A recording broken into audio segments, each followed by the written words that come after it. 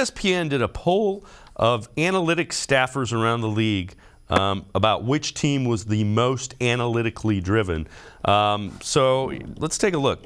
The NFL team that is most analytically advanced, Browns, number one by quite a bit. Ravens, Eagles.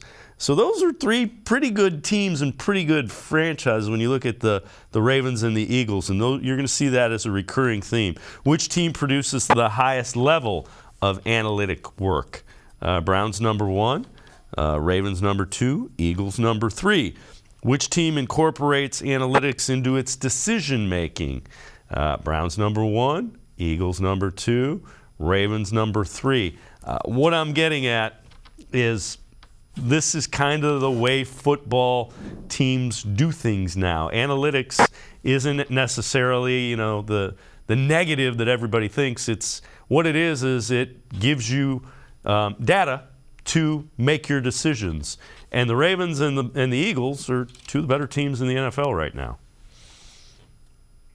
Yeah, I mean, it really can help you and come in handy. We know that this is the most analytics-based organization in the NFL. It starts at the top with Paul DePodesta, Moneyball, comes all the way down through Andrew Berry and Kevin Stefanski. They go over everything all of the time. The whole coaching staff is geared that way. And we know that so many of their decisions that they make on the field and practice and everything else are based on those analytics. So that's not surprising at all.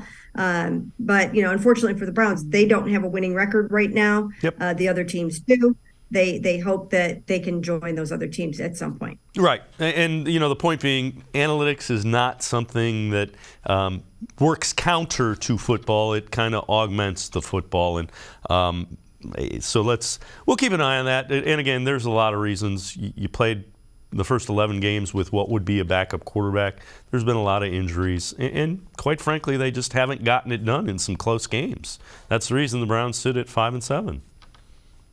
Yeah, that's for sure. And I think that they're going to look back and they're going to have some regrets. They're going to regret that they didn't beat the Jets. They're going to regret that they missed out on the Falcons game and some other games like that because their defense really kind of was struggling along the way and not able to get those takeaways, and the special teams was struggling. But, some of those aspects of the team are coming together now.